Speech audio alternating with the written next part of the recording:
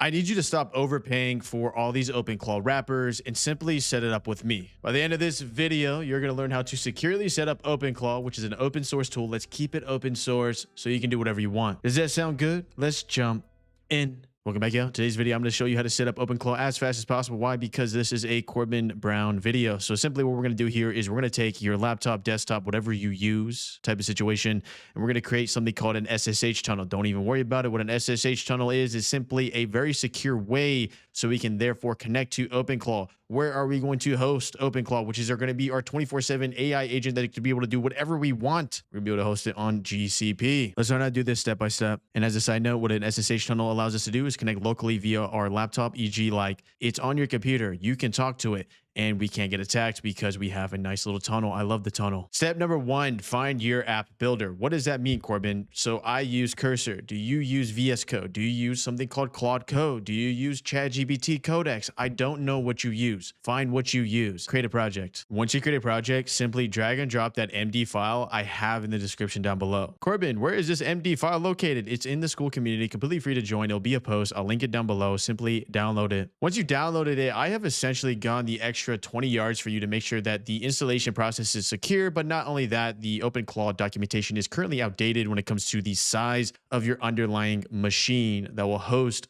OpenClaw. What do you mean by machine, Corbin? I mean, we're getting a virtual machine hosted somewhere like Nebraska by Google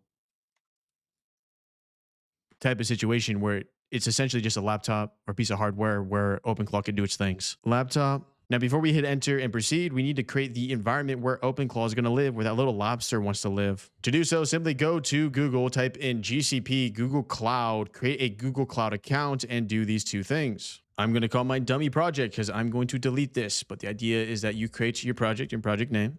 So dummy projects for me. You're going to associate a billing account. This requires you to create a billing account. So make sure you do that. And then you're going to simply hit create. Once you create it, you'll see in the top left your dummy project. We need to enable one thing so we can host our little claw. We're going to go up here to the API. Type in API and services. In API and services, we're going to say enable APIs and services.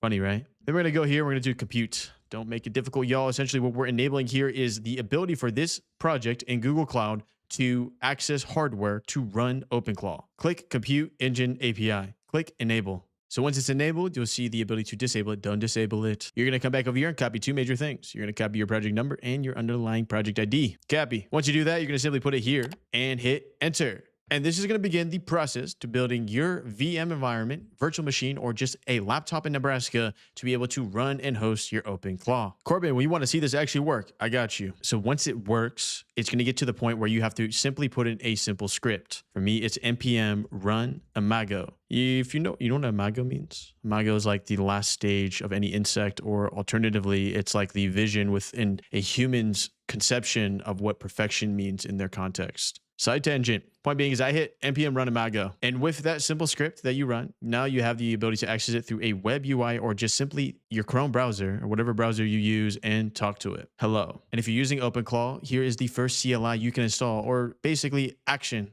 and tool you can give your little OpenClaw.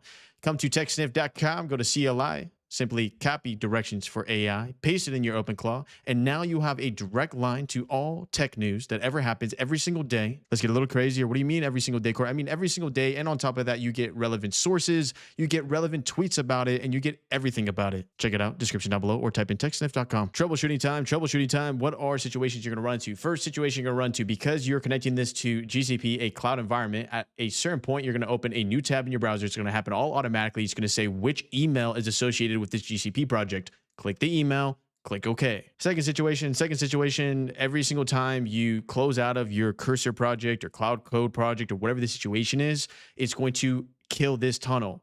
Therefore, you're not going to be able to access this tunnel unless you run that script again, identified within the MD file that I provided in the description down below. Third major thing is that you don't have to fire up this tunnel always through desktop. Connect Telegram via OpenClaw. How do I do that, Corbin? Literally just talk to OpenClaw. It will tell you how to do it in like 2 minutes. And then you can chat with OpenClaw and proceed in that way. The purpose of this video, though, is to show you how to use open source tech in a cloud environment, because a lot of stuff's going to be cloud wrapped around this where you're going to get charged premium. Now I don't charge you premium. So without further ado, with these style videos, make sure you leave a like. I'll see you in the next. Did Corbin quite literally show me in a developer way how to do OpenClaw and use OpenClaw so you can start doing anything you ever wanted with OpenClaw type of video?